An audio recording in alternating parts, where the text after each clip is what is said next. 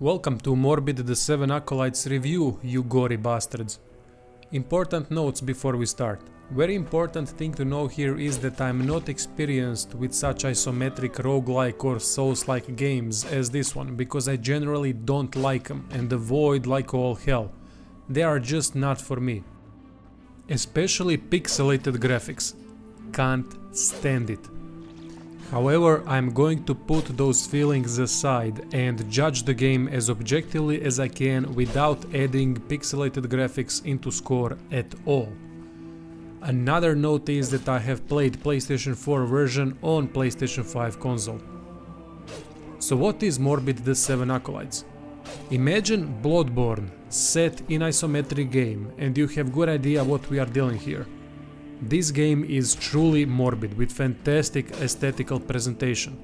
I'm not talking about graphics, but artistical style that the game has. World is split into 4 major areas with sub-areas, and there is enough variety so that the player doesn't end up feeling like they are going through the same areas over and over again. Problem is navigating through these areas, as there is no map, and it can be quite confusing to find progression path. It is a big mistake that map wasn't included in my opinion. It helps you can teleport from shrines which serve as rest points to other maps, but there is also an issue here as you can't fast travel from shrine to shrine, which can lead to unsatisfying outcome. Instead, the game teleports you to start of the map and not specific shrine. I would definitely love option to teleport from shrine to shrine. World is populated by truly morbid enemies. Imagination here is incredible. I can't even describe them, so it is better if you just looked at the video for a bit. Variety is also fantastic, as each enemy type truly does vastly different things, which changes needed approach. Besides enemies, there will be some NPCs that grant quests and others that just stand and repeat same sentences over and over again. Quests can be frustrating to do because there isn't map available, so you will be going in circles lots of times trying to find exact position of quest giver or item needed. Story is simple one and it revolves around Gahars, or however you pronounce that, basically evil parts of human consciousness that take over the host. From there, 7 very powerful acolytes have emerged to rule the land with iron fist. There are lore bits and pieces for each enemy, acolyte and world itself. It is all far from being something incredible, but it is serviceable at least. What hits home more is the world itself and how it ended up like that, which will definitely make you read at least some lore entries. Combat is alright overall, far from fantastic or deep, but it has enough to keep you invested. Parry, dodge, attack, charge attack and long range attack are your options. Not much.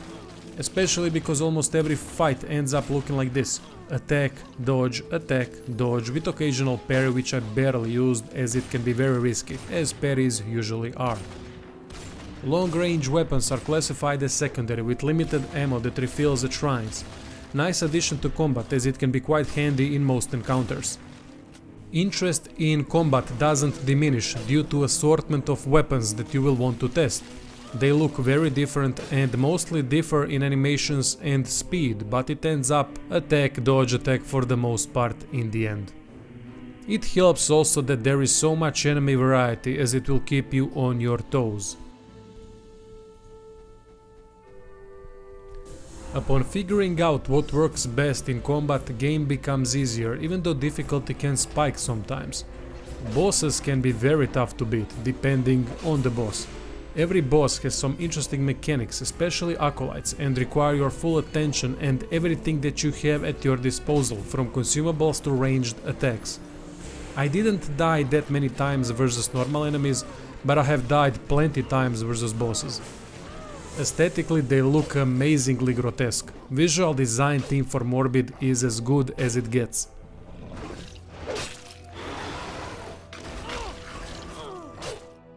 Game disappointed me the most when it comes to character progression.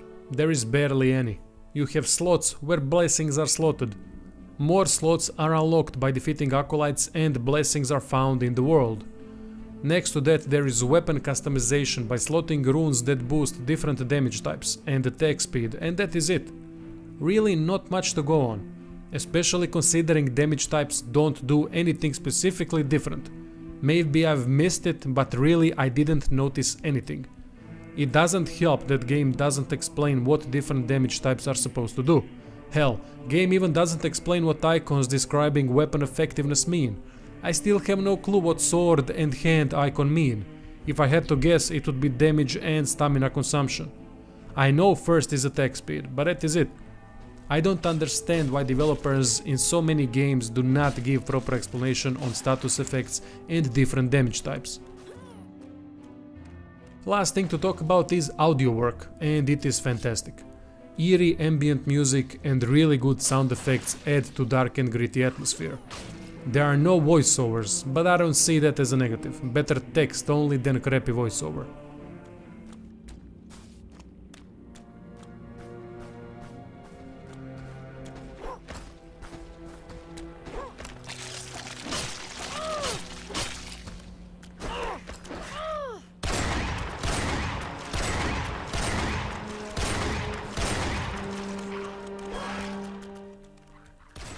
Summary is that Morbid, the 7 Acolytes, even though it is not type of game I enjoy usually, has lots of positives about it, but also some bad decision making too. Ignoring pixelated graphics, this game has insanely creative visual design, and it is its strongest aspect next to audio work. Weak character progression, lack of explanation on some crucial things like damage types, and no map hampers the game, however. My score for Morbid is 6 out of 10, which translates to decent above average game. I don't see score going up even with addition of map and more explanations, as there aren't that many impressive things to make this a good game in my eyes. Still, it offers more than 10 hours of game time for price of 20 euros or dollars. I think price is fair, not low or high, but addition of New Game Plus would go a long way of making this more worthwhile purchase. Anyway, that would be it for this review. Thank you for watching and see you soon.